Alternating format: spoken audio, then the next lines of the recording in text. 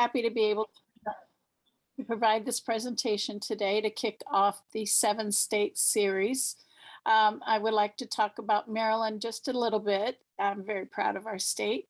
We're comprised of 5 districts from Ocean City all the way out to Deep Creek Lake, all the way down to St. Mary's County and up to the Pennsylvania line. So the only thing we don't cover is Montgomery County and portions of PG County. We have 81 clubs and 2,900 members. My voice back. Tuesday. And next, I'd like to introduce Terry today. Terry is a member of a garden club, Oxford Garden Club in District 1 on the Eastern Shore. She is the Assistant Director of District 1. She is the State Chairman of Horticulture. And as someone else was saying, she authors our Cultivate newsletter. Terry has a BS in chemistry from California State University, Stanislaus. She's an accredited NGC flower show judge, member of our Judges Council, and current symposium chairman. She is an extreme flower show enthusiast. So with that, I will turn it over to Terry, and I hope you enjoy the program today.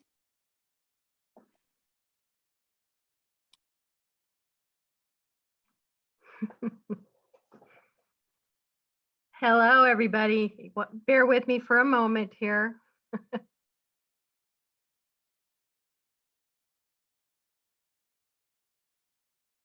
Hi. Can everybody see that? I hope yes, so. We're good. Thank you. You never know. If I go to the gallery mode, I'll get even more scared now. So I have a cartoon figure of a bunch of heads with smiles. So hopefully you're smiling. I'm happy to be here. I'm a very proud member of the Federated Garden Clubs of Maryland and thrilled that Anna asked that I do this presentation for you. So I'm going to basically start off as originally I hailed from New Jersey. That's where I started my garden club career. And I want to say a big shout out to my friends at the Garden Club of the Long Valley, where I joined in 2003. I was there for 10 years, and that started my career in doing everything that I can about garden club. I just love it. And also a big shout out to everybody in New Jersey, Garden Club in New Jersey, because I still love you. I'm still a Jersey girl, but I do love Maryland. So let's get going here. I want to talk about microgreens. This is how I discovered them. Do I like eating? Yes. Is eating one of the top 3 things gardeners like to do? Yes. The order changes, but this is it. This is, I first encountered them on avocado toast. Yummy. Then I went to a gourmet pizza parlor and they had it served a pizza, made in a brick oven with basil microgreens, and it was incredible. Oh my goodness. So I was very interested. But how I truly came to discover microgreens was from my chia pet.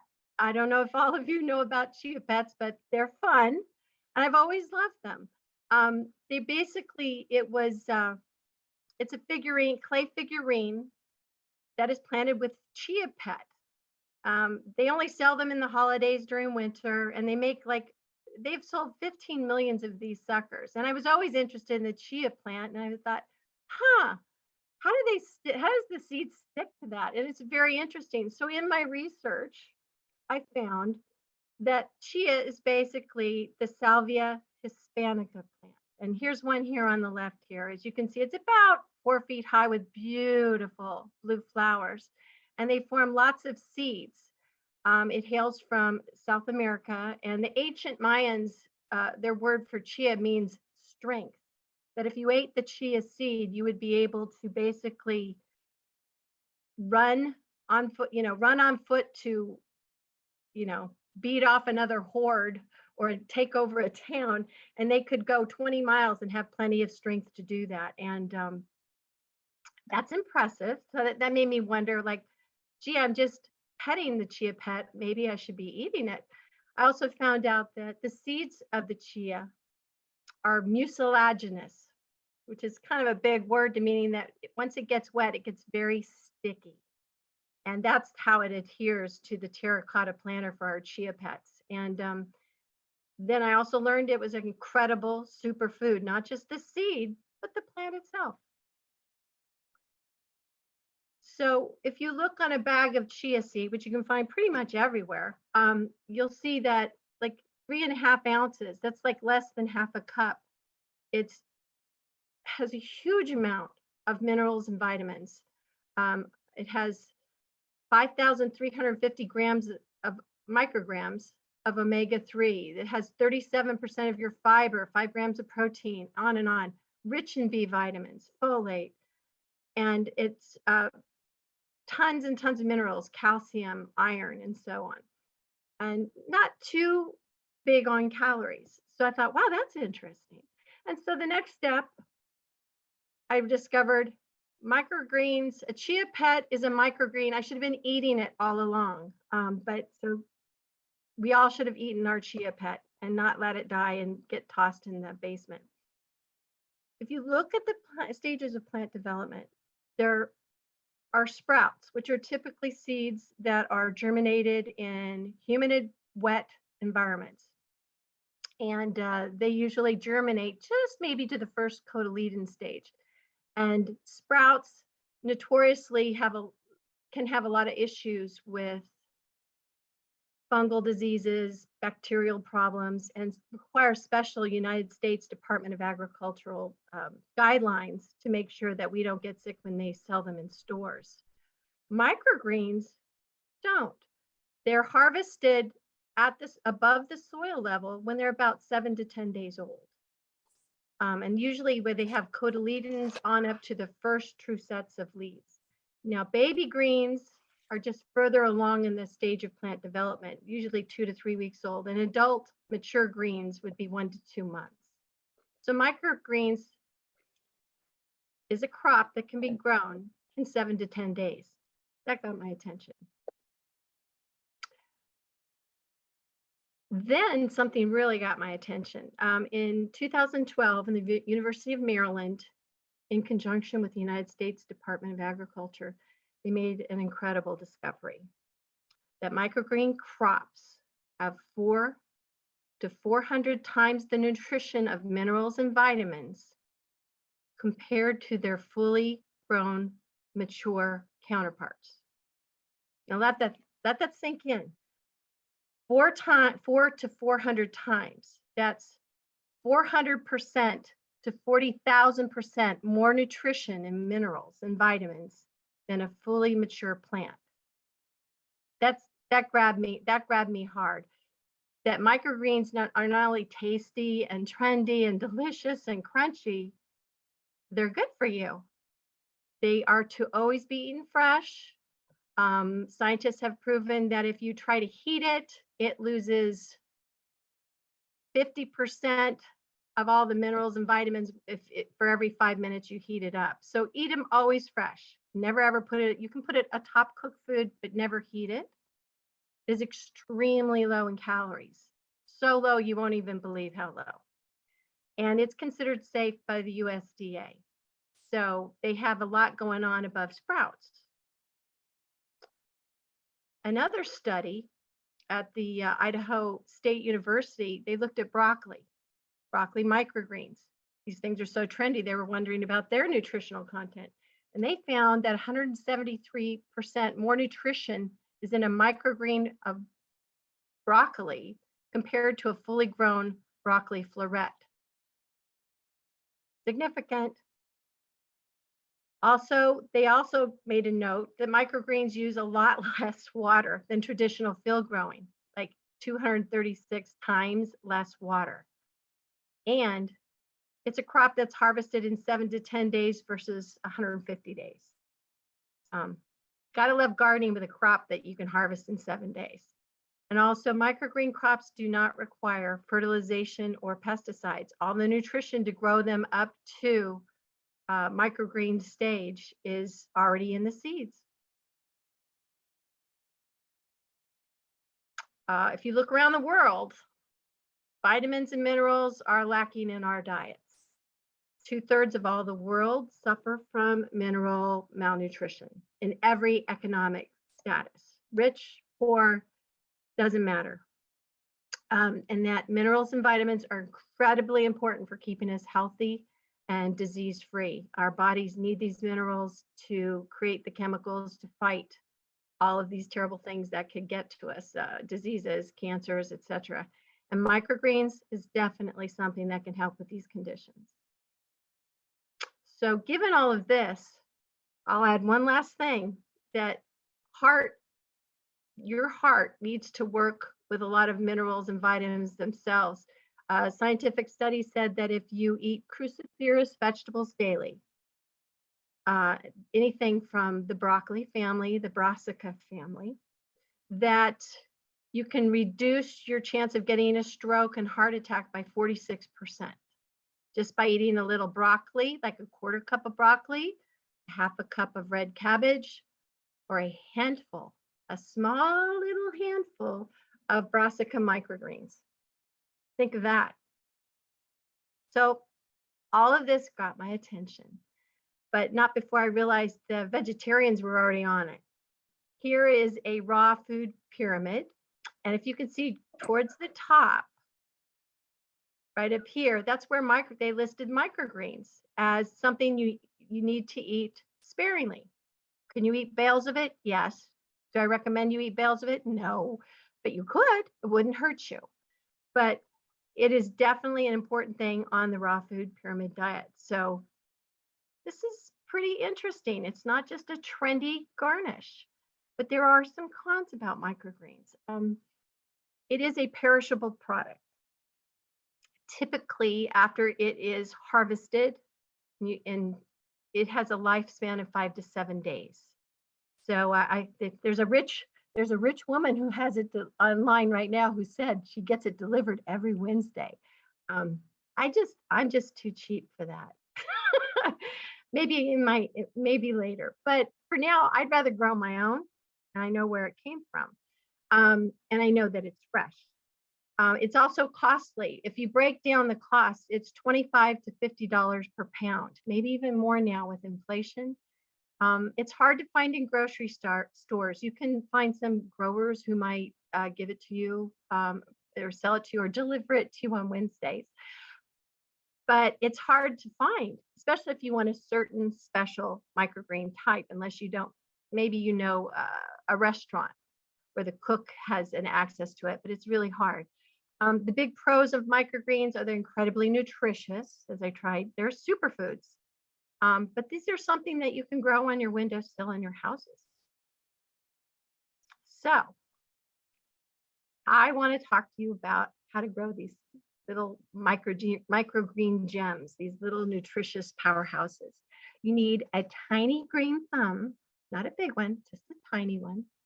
And you can grow tiny crops in a tiny space. And you can harvest your crops in a week after planting.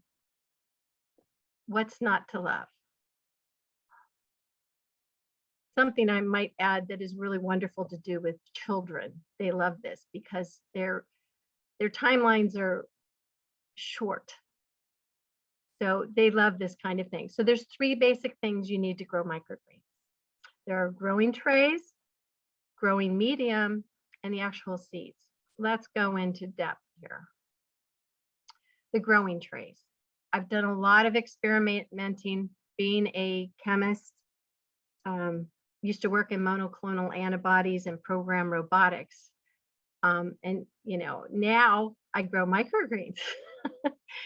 I did a lot of studying as to what containers to use. You can use to-go containers, recycled ones, like you probably can't see this. Here's a little to-go containers. You see they need to be about 1.5 to 2 inches deep.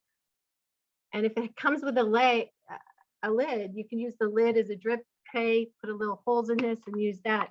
What I didn't like about these sorts of recycled trays is that I like squares. They actually were very efficient. This is something I personally find the best for me anyway.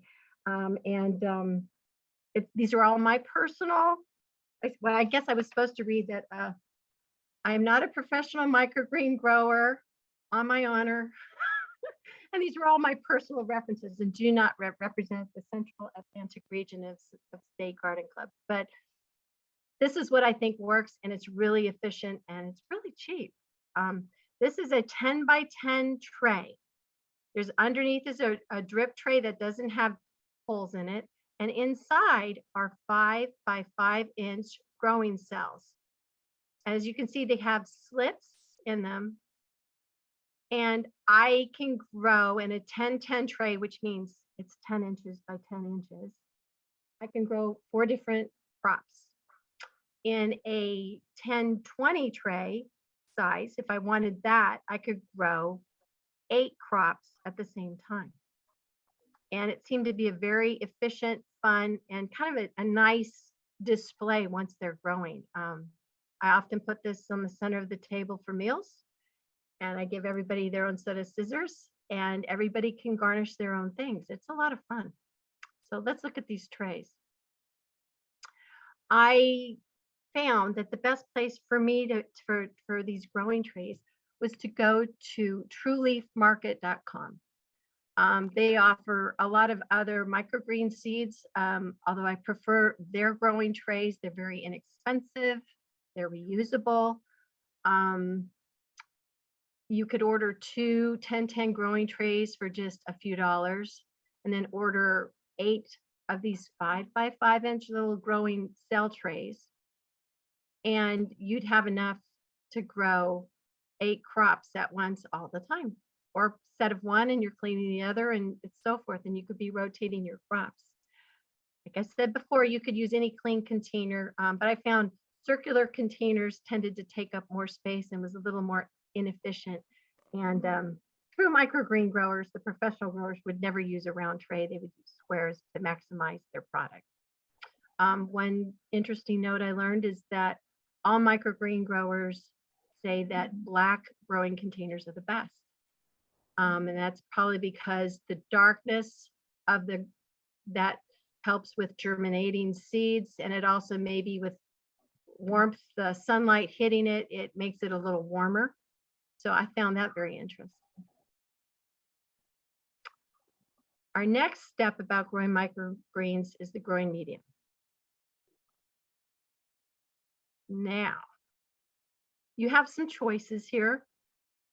You need, when you have your container with either holes or slot holes for draining, you want to select a medium that is basically a clean medium, sterilized. If you sterilize, very clean. You do not go outside and dig up something from a pot or your garden. You don't know what's in there. There are bacteria, there are bugs, there's fungus, there's spores. Why risk crop failure? So always be safe, since you'll be feeding this to your friends and family. Always get a sterilized growing mix. Now, my favorite of all time, after lots of experiments, is the coconut coir.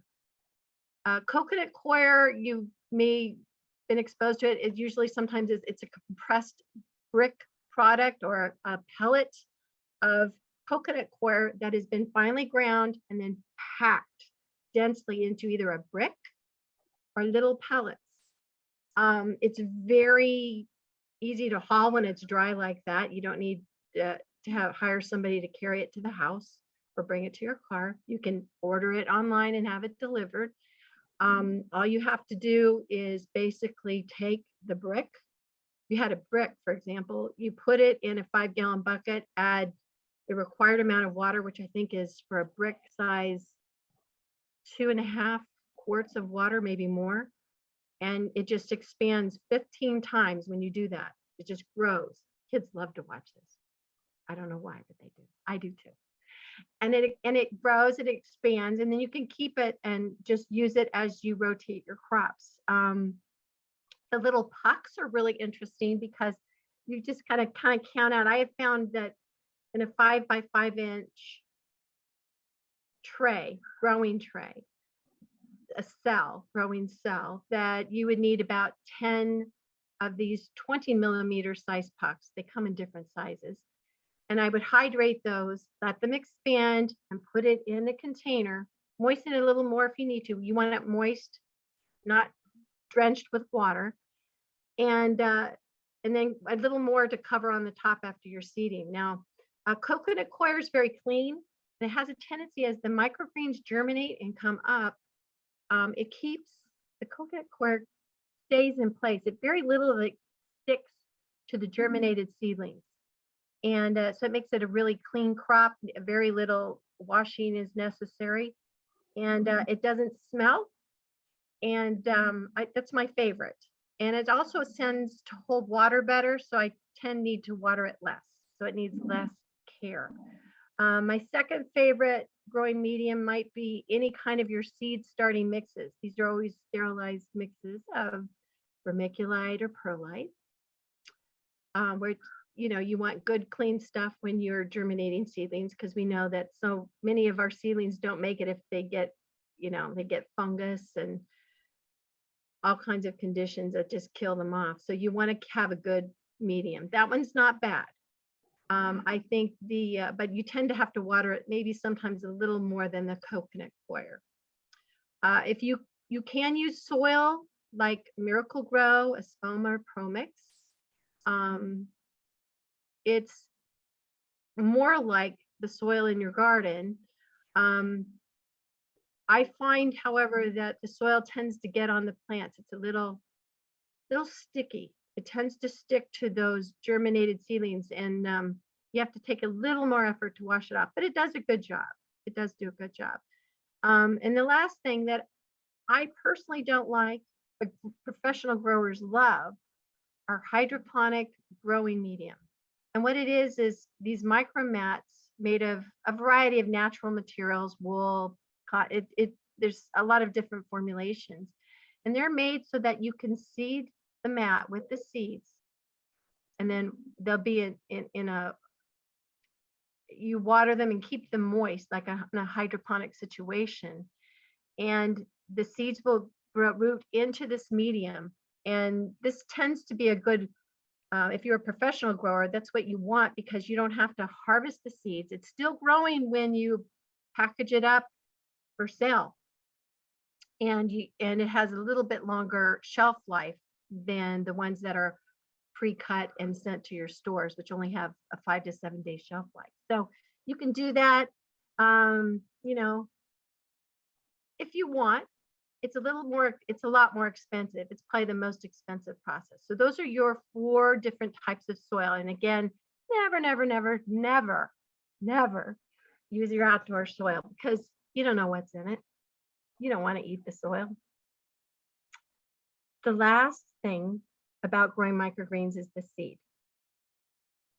So, I went the wrong way. Let's try this way. Very good.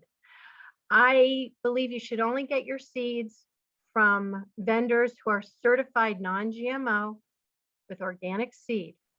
There's only 2 companies that meet my level of expertise and due diligence, and that would be the True Leaf Market Seed Company and Johnny Selected Seeds. And by the way, there's a URL of a handout of this, and my friend will talk about that at the end if you would like a handout where I go into a little more detail about how to seed densities for planting, etc. So we'll look for that later. You never want to use seed for microgreens that you have left over in your seed stash. And that's probably for a variety of reasons. One, most seed packets will not have the quantity of seeds that you need to plant to make a great crop of microgreens. They are densely planted little garden. And typical seed packages just do not have the quantity that you need. Plus, they could be treated with various fungicides and stuff, which you would probably end up eating. And it's very costly, because most of these smaller packets they're actually seed hybridized for a mature crop attribute, a different type or cultivar of tomato or something that resists diseases or fungus or, bacteria. You know, we don't care about a mature product. We're eating something just 7 days after germination. So you always want to use field crop grown seed, which microgreen seeds are. They're just a generic seed, common seed, and you need a lot of it, and you want it clean, and you want it non-GMO. When you get these seeds, somebody will think you're crazy. My husband thinks I'm crazy. I mean, I order seeds by the pound because you get started with this, and once you find what you want, you want to have it around. You want to be rotating your crops. You want to keep it in your house because microgreens are delicious, and what they can do for a whole home meal is unbelievable. So make sure that when you do go to buy seeds for this, I recommend all the seeds. The seeds from Johnny's Selected Seeds are my favorite.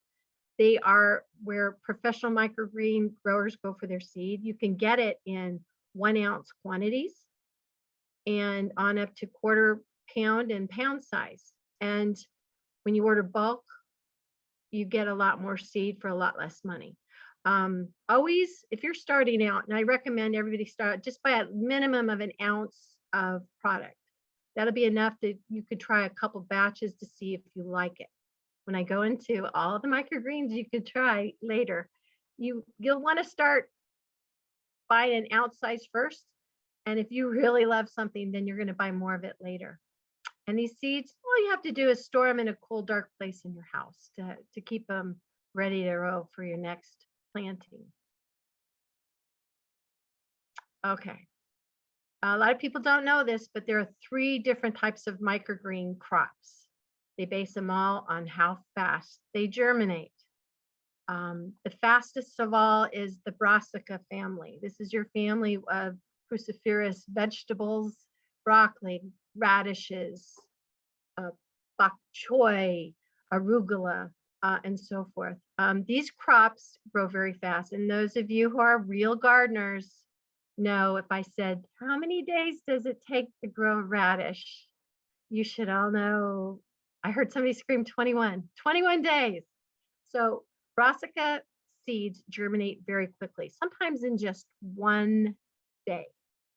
And that's pretty fast. So if you know anything about planting broccoli, whatever, you know that it comes up fast.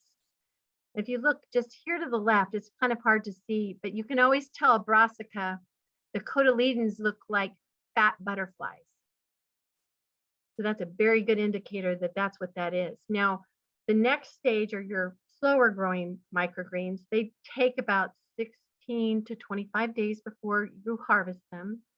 And they include alfalfa. It's not just for cows. Amaranth, which most of you have seen in flowers and designs. It is actually a major grain source in South America. Amaranth grain is incredible. Birds love them. And they have a lot of nutrition. You can also have basil, cilantro, and scallion. Quick note about scallions. For those of you who hate to chop an onion because they cry, a microgreen scallion does not make you tear up. That's a plus. The super slow growing microgreens include like celery, parsley, sorrel, anise. And these are more specialized. They do take a long time and you got to be a little more patient. For all of you, start with the brassica family first. That's where you're going to get your success stories, and you can build on your small successes with trying and some of these other flavor bases. For example, I love dill, which is in the slow growing category as well. Dill microgreens are fabulous on fish, eggs, and it's delicious. So anyway, so we'll work on that next. But a crop that you can harvest in 26 days, to me, is pretty nifty. So here's a close-up of the brassica family. This is one of my plantings of microgreens. It is they call it a confetti.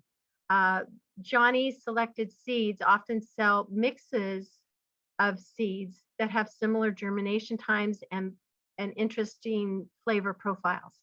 This one is a combination of red and green cabbage. And they are wonderful. And you can see the big fat butterfly cotyledons coming up. You can eat these microgreens from this stage onto the first true leaf stage. Is this densely packed?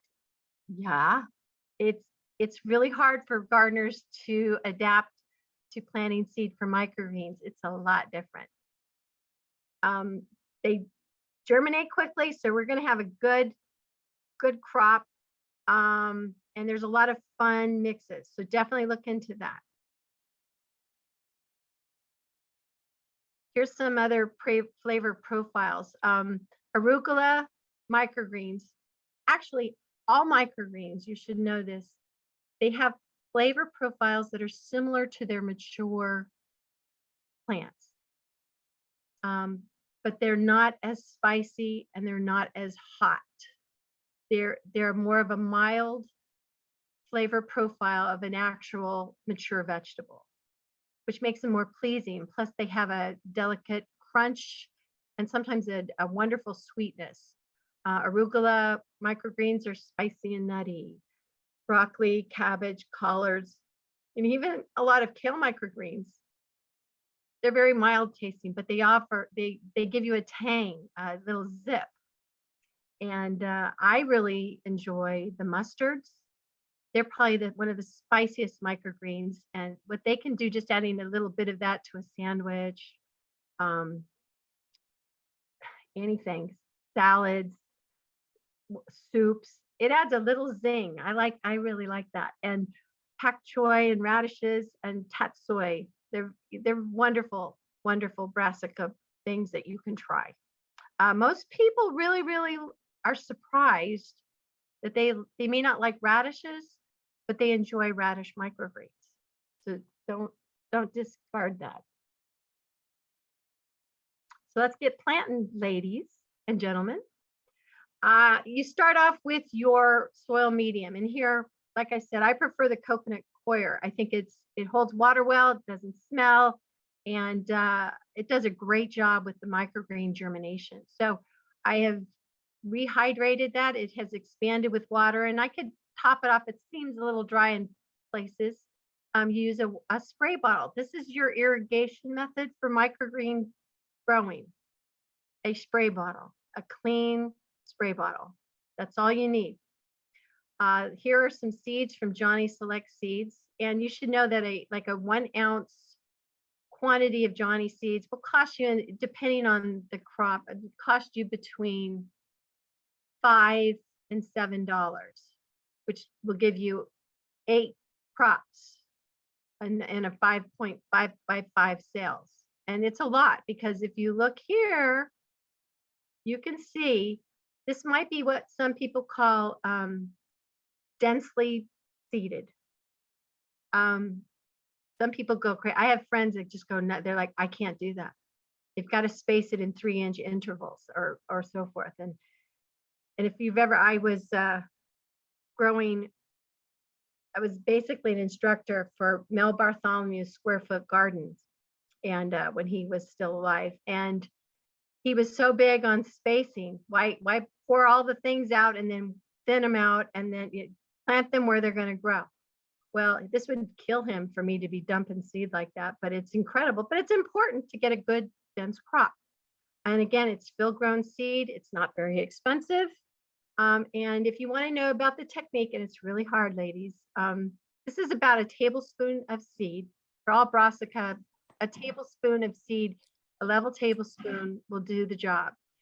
You scatter it around such that the seeds are basically about, there's a little space in between each seed, as you can see.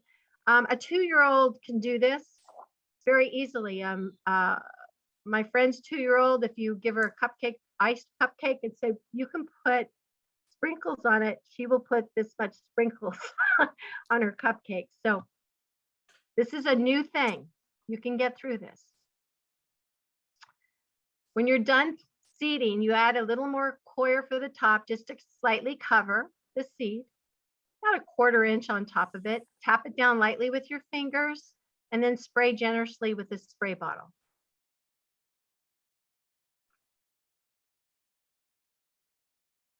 And a quick note about seed density. Again, about a tablespoon, but that is densely planted. All right, and I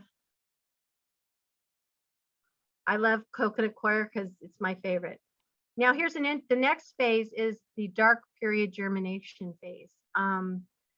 Most growers believe you have superior germination. I have found it myself.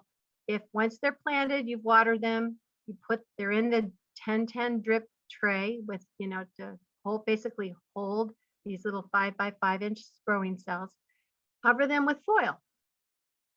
And try to remember to put in a label as to what you've planted and the date you planted, because it's always blows your mind when you can harvest in 7 days.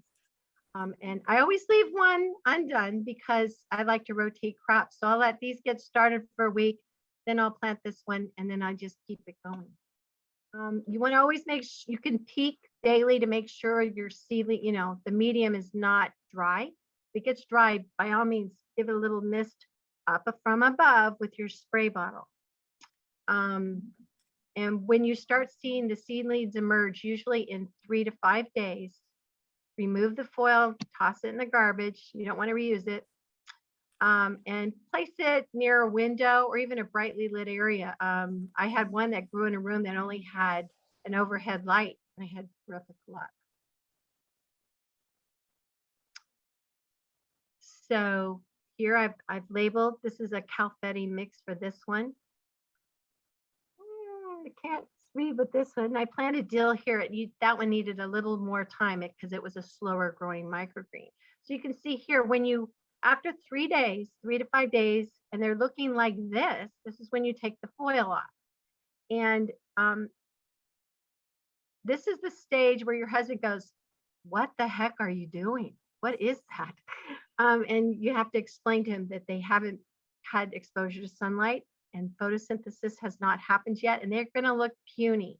They're going to have little white furry hairs that you might think is fungus, but it's not. It's not. They're little root hairs, fine rooting hairs. So they're going to look sick and pathetic on day 3, but that's okay. Give it time, because if you look over here, this is just 2 days after. And they really start growing in here. This is dill here, which takes a little longer. And as you can see here, I've already harvested a little row of this for my breakfast omelet. And that's the way I like to eat it. Just kind of cut as you go. And if I need to cut the whole crop, I will. But usually I harvest as I go. And always make sure to label your crop, because sometimes you forget what you've planted because it's just like 5 days ago. You do not need grow lights. I have really good luck growing on my kitchen counter by a south-facing window. But I've had good luck, and I've grown this in the middle of winter when there was no sunlight coming in that window at all, hardly. And it still grew well. And you don't use fertilizer, no need. And you don't need to use a heat mat unless your house is below 60 degrees. You might want to use a heat mat. Most professional growers, the biggest thing to grow microgreens is temperature and the lighting. So far this isn't too bad. I don't think it's bad. When they're coming up and they're looking puny, these little superfoods they have to fuel up a little bit with photosynthesis. Always mist them from the top. But once in this phase where they've really greened up a lot, at this point, then you want to water from the bottom only. It's very similar like you would do for an African violet. All you have to do is lift up one of the cells, pour your water in, and coconut coir pulls it up instantly. And usually I don't even have to drain it off, but if you think you do, you can pull these cells out and just drain the water off. You don't want to let these sit in water because you don't want to promote any kind of fungal disease. So just coconut coir is the best for that, I must say. So always mist from the top till they're green, water underneath, mist from the top until they're green, and then from the bottom. So these crops are really easy to harvest. Like I said, from the first cotyledon stage on up to the first true leaf stage. You could use some scissors or a little clean knife, clean scissors. Give it a quick cut right here above the soil line. Give a quick rinse, and you're ready to eat. Like I said, that's to review. This is such difficult gardening. You want to cut from the soil level. No need to pull up the roots. We're not going to reuse the soil again. This is a one-time soil use. Hang on, jumping around. Always want to give it a quick rinse. It's a clean growing medium, but just give it a quick rinse, wash off any debris. Dry it on some paper towels, just air dry. You can store it in a Ziploc bag or a container for 5 to 7 days easy. I've had it stay even longer. When you're done, you always recycle the soil into your compost pile or a garden. I should add that when you plant so densely, the seed is so dense when you go to plant that there are always some seeds that do not germinate. So when I have a garden bed that I dump this into, I rake it around, and it is filled with all the seeds that did not grow before. So I have an outdoor crop of kales and broccoli and wonderful, wonderful, wonderful produce that grows on its own that I don't have to plant. It's sort of as a byproduct of reusing this coir, which is beneficial for my soil anyway. So it's a lovely garden. And when you're done, these little growing trays, they're thin, but they can be reused many, many, many times. Just wash it with some warm soap and water, let it air dry, and then repeat. So that's the basics of microgreens. There's a thing that I wanted to share about called microgreen shoots. It's the bigger microgreen. These are harvested at a stage between microgreens and baby plant growth stage, usually somewhere between 17 to 25 days after you planted them. And they get about 3 to 4 inches tall. And the seeds used for these bigger microgreens are also bigger. They include peas, whether your tendril or your field peas, sunflowers, black whale or gray striped are wonderful, and grasses, your hard red winter wheat, which is typically sold as wheatgrass in the grocery stores for your smoothies or your cats. And my favorite is popcorn. You can buy popcorn in a bag that you would pop for yourself. You can plant that as a microgreen. And like all the grasses, the only crop you can get 2 successful crops out of are grasses, because you could cut them back and they will grow one more crop that you can cut before you have to recycle the soil. Sunflowers and peas, these are bigger. They can actually be salads in themselves. In these days of buying, it's not really food insecurity, but at these days when it's difficult to get the produces that we want, it's not always there in the store these days when we want it, due to inflation and transportation issues and COVID and all these other things. You could grow these things yourself and they'd be very nutritious, and they make wonderful salads. Peas are very crunchy, and the tendrils are really delicate, and they're sumptuous. The sunflowers are very crunchy and very sweet. Children love the sunflowers, growing those microgreens. And the grasses are really good too. And the popcorn, well, that's just plain fun. So I think you'll get a kick out of that. As far as flavor profiles for these microgreens, I love the sunflower. It's a nutty, mild flavor, very crunchy. Field peas have a mild pea flavor. The tendril peas they have these delicate tendrils that are they're really pretty. So if you're making a lovely dinner and you want to garnish it or a soup, these are really fun. The wheat, the winter wheat is interesting because it's got a slightly bitter taste. But sometimes a little bit of bitter is good. It rounds out the flavor profile of what you're eating. And popcorn is very sweet. And if popcorn is grown in a darker environment, it's even sweeter. So always consider these too, because these are something that children can really handle too. You don't need a lot of seed to do these because they're bigger seeds. So we've gone over all of our plants as far as fast, slow, and super slow. Start with the brassica family. Think about the slower ones as you go and you want to experiment and show off your new skills. And then there's the super slow, which they're very flavorful. A lot of people, especially the celery, they prefer the celery microgreens to the actual celery plant. Okay, and we're going to talk about, your seeds. I've recommended Johnny Selected Seeds. That's one of my favorite. True Leaf Market, they have really good seeds also. Buy bulk, remember non-GMO, make sure they're organic. Buy larger seed quantities because we are densely planting this crop. And as I said before, an ounce of brassica seed, whether it's radish, vegetable, confetti, whatever, 1 ounce will actually be able to have 8 5-by-5-inch plantings. That's quite a bit. You don't need a bale of microgreens at a time. It's a sprinkling. It's just maybe half an ounce at a time. So that's a lot of microgreens to have.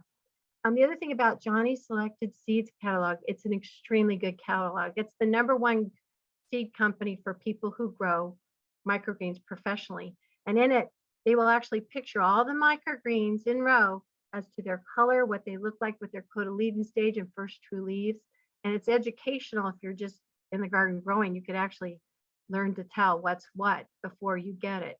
And they talk about flavor profiles and how long they take to grow. So, you can get an idea, and always go for the mixes because a little bit of color and gives a little more pizzazz to your microgreens. Makes you appear more trendy when you're serving them to your friends.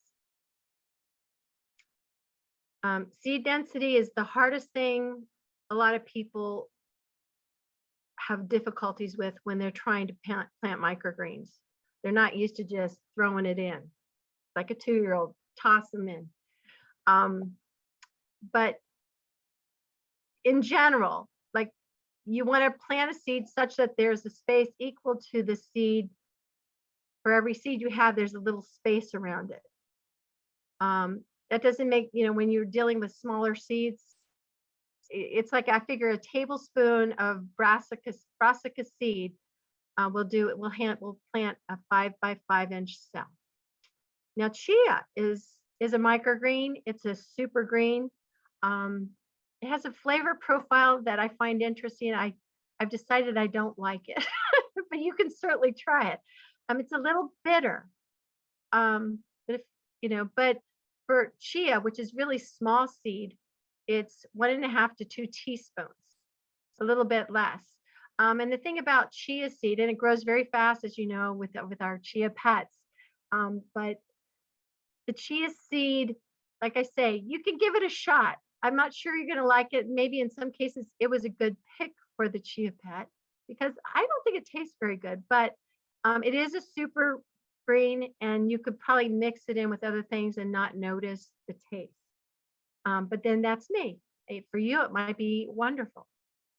Now, if you have larger seeds like peas and sunflowers, you need like 2 seeds per square inch. So you would need 50 seeds for a 5-by-5 tray. And that's easy to count out. That's a good thing for little kids to do for you, to count to 50. And it's good, teaches them some dexterity with their hands and fingers. Medium seeds like popcorn, wheat, beets, Swiss chard. You need 6 to 8 seeds per square inch, and those seeds are bigger also. So you get an idea of maybe not quite as many seeds, but you still will fill the space. Small seeds like fennel and dill, basil, parsley, and even onion. Just about 10 to 12 seeds per ounce. So it gives you an idea of how to do this. And I have this all in my handout, which you can get. Here, I'm not going to go into it now for fear of bandwidth limitations, but I list the extension at Penn State University, at the Penn State Ag Center. They actually have a seed density calculator for microgreens. It's free. Use it. Especially if you're not sure, you know, how many of us have been doing our math lately, but if you have a round container, it will help you calculate how much, you know, seed you need based on the type of seed you want to plant. So you can go into that, and even in my handout, I go in how to deal with that. But it is an Excel program, and you'll have to have Excel on your computers to do that. Okay, so we've done all this. I've told you it's easy to grow these things. If I can grow them, anybody can grow them. I have never had any crop failure, zero, out of something like 50, 60 batches, zero. The one seed you must not ever use for microgreens is any seeds in the nightshade family. Eggplant, tomato, potato, peppers. Some people think, oh, I can make anything a microgreen. Well, you can't. This is one you don't want to do. They tend to have a lot of these seeds, especially when they're small and start germinating. They have a lot of alkaloids in them. And alkaloids, when you ingest them, they kind of have a toxic response. It can make you very ill. You're, you know, nauseous or worse. So you don't want to use any of these seeds for your microgreen crops, or any other seed that you know is poisonous, you know, unless you have you're growing them for a different reason than to be healthy. Can you ever reuse the growing medium after harvesting? No, absolutely not. Don't go there. Coconut coir is not that expensive, and it's a small amount of this growing medium, and you're recycling it by putting it in your garden or compost heap. And you always want to start fresh and clean. Why risk crop failure due to the rotting roots that's been in your previous crop? It doesn't make any sense. So never, never, never do that. And I am at that